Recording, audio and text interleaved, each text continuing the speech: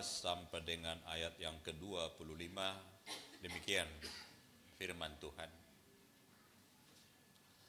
Sebab sekalipun tidak ada dasar untuk berharap, namun Abraham berharap juga dan percaya bahwa ia akan menjadi bapa banyak bangsa menurut yang telah difirmankan, demikianlah banyaknya nanti keturunanmu. Imannya tidak menjadi lemah, walaupun ia mengetahui bahwa tubuhnya sudah sangat lemah, karena usianya telah kira-kira 100 tahun, dan bahwa rahim Sarah telah tertutup. Tetapi terhadap janji Allah, ia tidak bimbang karena ketidakpercayaan, malah ia diperkuat dalam imannya dan ia memuliakan Allah. Dengan penuh keyakinan bahwa Allah berkuasa untuk melaksanakan apa yang telah ia janjikan. Karena itu hal ini diperhitungkan kepadanya sebagai kebenaran. Kata-kata ini, yaitu hal ini diperhitungkan kepadanya, tidak ditulis untuk Abraham saja, tetapi ditulis juga untuk kita, sebab kepada kita pun Allah memperhitungkannya, karena kita percaya kepada Dia yang telah membangkitkan Yesus Tuhan kita dari antara orang mati, yaitu Yesus yang telah diserahkan karena pelanggaran kita dan dibangkitkan karena pembenaran kita. Demikian firman Tuhan. Bapak Ibu yang Tuhan kasihi, menempatkan iman dalam perjalanan hidup memang tidak mudah dan tidak begitu gampang. Karena kita diperhadapkan juga kadang dengan kenyataan, dengan pikiran-pikiran rasional, dan juga pertimbangan-pertimbangan lain. Sehingga kita ada sering di dalam persimpangan antara tetap dalam percaya atau mengikut nalar pikiran rasio yang nyata terjadi dalam kehidupan. Itu menjadi timbangan-timbangan yang ada dalam kehidupan kita. Sehingga banyak orang hidup dalam kepercayaan yang tidak menyelamatkan. Apa sih itu kepercayaan yang tidak menyelamatkan? Kalau kita baca di dalam 1 Korintus 15 ayat 19. Yaitu kepercayaan yang hanya memikirkan pertimbangan-pertimbangan tadi di dalam narasi kenyataan berkat, kesenangan, bahagia, sukacita, enak-enak tenang. Itu di dalam 1 Korintus 15 ayat 19 dinyatakan sangat jelas. Kitalah orang yang paling malang. Bila kita hidup di sana, tinggal di sana, dan memang berada di sana, di kepercayaan seperti itu, itulah yang dikatakan dengan kitalah betul-betul orang-orang yang paling malang. Bila kita beriman di dalam Kristus, hanya mengharap apa yang ada di dunia ini, kita inilah orang yang paling malang. Itu kata Paulus. memang di persimpangan seperti itu kita selalu berada. Di kenyataan seperti itu kehidupan kita selalu ada. Dan itu juga yang dihadapi Abraham. Tuhan berjanji kamu akan menjadi, keturunanmu menjadi begitu banyak. Kamu menjadi bapak bangsa-bangsa. Kamu menjadi demikian banyaknya. Kenyataan yang ada di dalam kehidupannya, umurnya sudah 100 tahun. Istrinya sudah 90 tahun. Dikatakan lagi sudah mandul. Mulu hatak batak madoki meok ko. Soibere ko iban waengon nasungod dia. Paulus menyatakan tubuhnya sudah lemah, tunduk.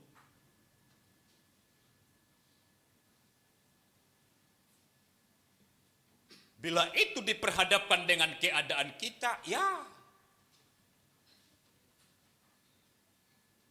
bagaimana mungkin? Itu pertama.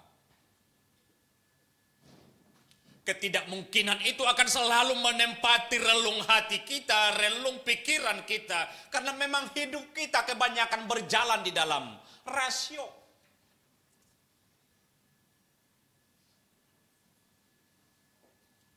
Padahal di dalam Ibrani 11 ayat 1, iman adalah dasar dari segala sesuatu yang kita harapkan dan bukti dari segala sesuatu yang tidak kita lihat. Itu loh. Baru kita tutu naporsiao. Kadang pergumulan ini harus kita gumulkan. Betapa kita selalu asik mengatakan tidak ada yang mustahil bagi. Tetapi hidup kita kenapa selalu ada di dalam ketakutan dan ketidakyakinan. Lihat betapa banyak pergumulan orang sekarang di tengah kehidupan yang sekarang ini. Susahnya mencari pekerjaan, susahnya mengharap keturunan, susahnya menemukan jodoh, susahnya di banyak hal. Tapi pernahkah kita menggumuli itu betul-betul dengan melihat Allah sebagai Allah yang berkuasa, atau pikiran kita yang berkuasa untuk kita? Itu yang sering menjatuhkan kita dari iman itu sendiri. Bagaimana kita berhadapan dengan Allah itu sendiri di dalam nyanyian, doa, dan banyak hal sujud kita. Tetapi yang bekerja dan berbuat banyak dalam hidup kita adalah nalar, pikiran, dan kuasa yang ada pada kita. Sama itu seperti bila orang berjanji kepada kita, tenang mahamu, amang pandita nami, beres mai. Cuma akan berjalan baik. Oh. Padahal yang kita lihat, suasana tidak baik.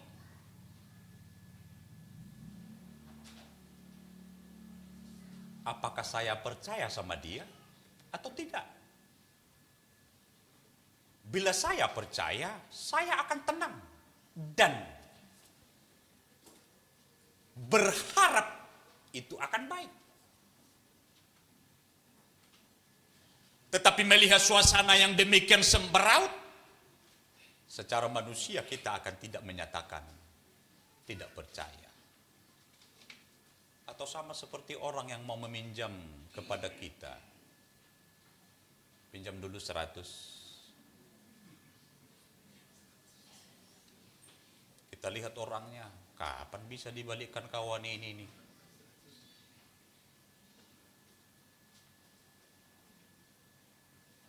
Walaupun dia berjanji, saya berjanji akan saya bayar 2 minggu ke depan.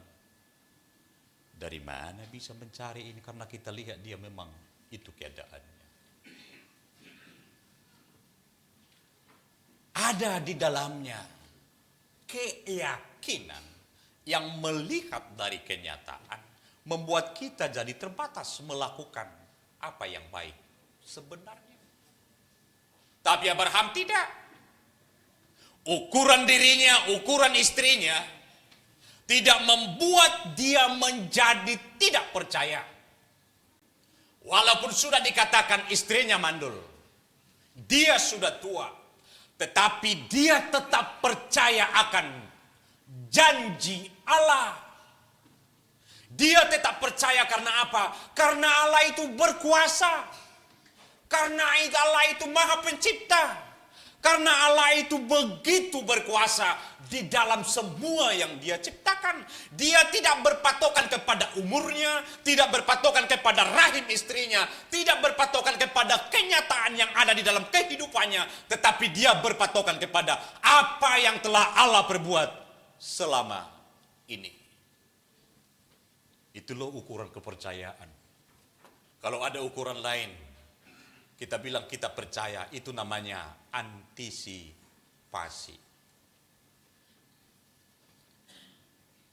Werek situasi hanon na bui don. Bahasa bui dohon mona bu, ya dia baik, dia rajin, dia begini, dia begitu. Itu namanya antisipasi. Karena ada patokan bagi kita dengan ukurannya. Percaya tidak bisa demikian.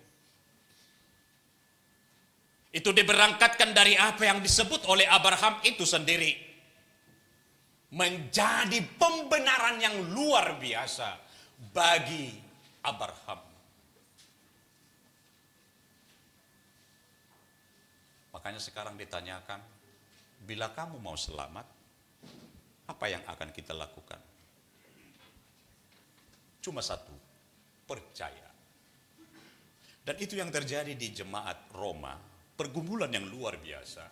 Karena begitu banyak jemaat itu yang berasal dari kaum Yahudi, sehingga mereka selalu menekankan keselamatan, kebenaran hanya didapat dengan melaksanakan tuntutan hukum Taurat. Sehingga pergumulan itu menjalar di tengah jemaat yang lain. Bagaimana kami? Kami dari sini, kami dari Toba, kami dari Parapat, kami dari Silindung. Kami nggak kenal itu hukum Taurat. Bagaimana kami? Paulus mengajarkan demikian. Itu loh Abraham tidak mengenal hukum Taurat. Hukum Taurat ada 400 tahun lebih baru datang setelah Abraham. Tetapi dia diselamatkan, dia dibenarkan karena imannya. Di situ dia. Pembenaran yang demikian bukan dari dasar tindakan. Bukan dari apa yang kita buat diri kita menjadi bagus. Bukan dari apa yang kita buat diri kita menjadi benar. Tapi iman percaya yang membuat itu Abraham. Membuat orang percaya. Melihat kehidupannya dalam lingkup kuasa Allah itu sendiri. Sehingga dia berani bergerak dengan tuntunan iman. Lauho, tinggal lo kutami, tinggal lo bapak mi, tinggal lo sudi keluarga mi. Tu dia lau, ano pehupa buah, dia pergi. Coba maju tu hite dok kosong ni. Lauho, tinggal lo Bekasi. Tu dia lau maho berdelai ni maju songoni hupa tu dipendot tu dia. Tapi hite song ngata bu. Naik kereta, masuk jalan tol. Apa yang di dohon si dalan na idok kono so binoto robe manangah. Ngadong jabuta. Jonok muse tumol. Mau enggak? Enggak lah. Karena apa? Itu tadi ukuran rasional kita. Ukuran kita selalu enaknya di dalam kemapanan. Kalau sudah mapan, betapa susahnya bergerak meninggalkan itu. Padahal ternyata iman itu harus bergerak meninggalkan yang lama, merangkul hal yang baru, yaitu kehidupan yang berhubungan dengan Allah setiap waktu. Hubungan yang baik. Hubunganmu yang baik dengan Allah itu, yaitu nampak bagaimana kamu juga berhubungan dengan sesamamu. Si bain nading gedoho, mana ngasih bain, nasudingkan. Itu di situ semua. Dan itulah yang dilihat dari kehidupan orang percaya itu sendiri. Karena itu, Bapak Ibu yang Tuhan kasihi, kebenaran kalau kita baca pasal 4, itu kata-kata yang paling menonjol di sepanjang pasal 4 di Rom 4 itu, yang arti dari bahasa Yunani dikaosune, yang artinya pembenaran. Apa itu pembenaran? Pembenaran itu adalah tindakan Allah yang bertumpu pada penebusan yang sempurna. Dan itulah yang dikatakan Paulus, bagaimana Allah juga membawa pembenaran kepada kehidupan kita di dalam diri Yesus Kristus melalui kematian dan kebangkitannya. Itulah menjadi pembenaran bagi kita. Bagaimana kita supaya sampai di sana? Percaya pada Yesus Kristus. Audo dalani dangarong nasa tu amay ang godang alani luluy hamu amay unang embah luluy hamu taluluy amay. Dan itu yang dinyatakan Paulus juga kepada penjaga penjara. Apa yang akan saya lakukan supaya saya selamat? Percaya kepada Yesus Kristus. Hapor siay ma Tuhan Yesus. Dan itu menjadi pembenaran kepada kita. Karena kita siapapun melalui hukum Taurat, tuntutan hukum Taurat hanya membawa kita mengenal betapa pendosanya kita semua. Kalau kita berhadapan dengan tuntutan hukum Taurat, kita akan selalu dicerminkan, kita akan selalu diperlihatkan betapa kita semua begitu berdosa. Ya. Ai holan marhusip-husip peho di rohami. Ai natokar apa dita si pahutaron holan naho pidak dak pesubigi. Itu sudah berdosa. Tuntutan dari hukum Taurat itu sudah dilanggar.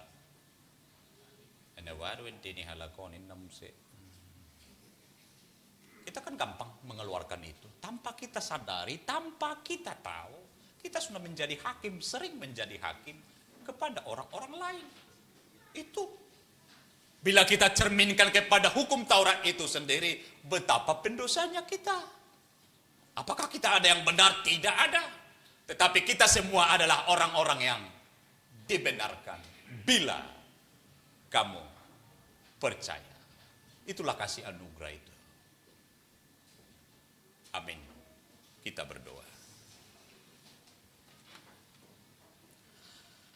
Terima kasih ya Tuhan, di dalam anak-Mu Yesus Kristus, melalui firman-Mu, kami diperdengarkan tentang iman dari apa yang dilakukan oleh hamba-Mu Abraham. Tuhan perhitungkan menjadi kebenaran bagi kehidupannya. Dan itu juga adalah bahagian yang kami dengarkan di tengah-tengah kehidupan kami sampai sekarang itu. Karena itu bukan hanya untuk Abraham saja, tetapi untuk semua orang yang percaya kepada kuasa Tuhan yang menyelamatkan. Karena dari diri kami sendiri tidak ada kekuatan atau perbuatan apapun yang dapat membenarkan kami. Hanya dengan kasih anugerah-Mu, melalui iman percaya kami, Tuhan membenarkan kami. Terima kasih ya Tuhan. Biarlah itu ada dalam kehidupan kami. Dan buah dari iman kami itu sendiri adalah yang selalu bergumul di dalam perbuatan setiap hari. Hanya di dalam nama anak-Mu Yesus Kristus, jadi kehendak-Mu untuk kami semua. Amin. Kita bernyanyi.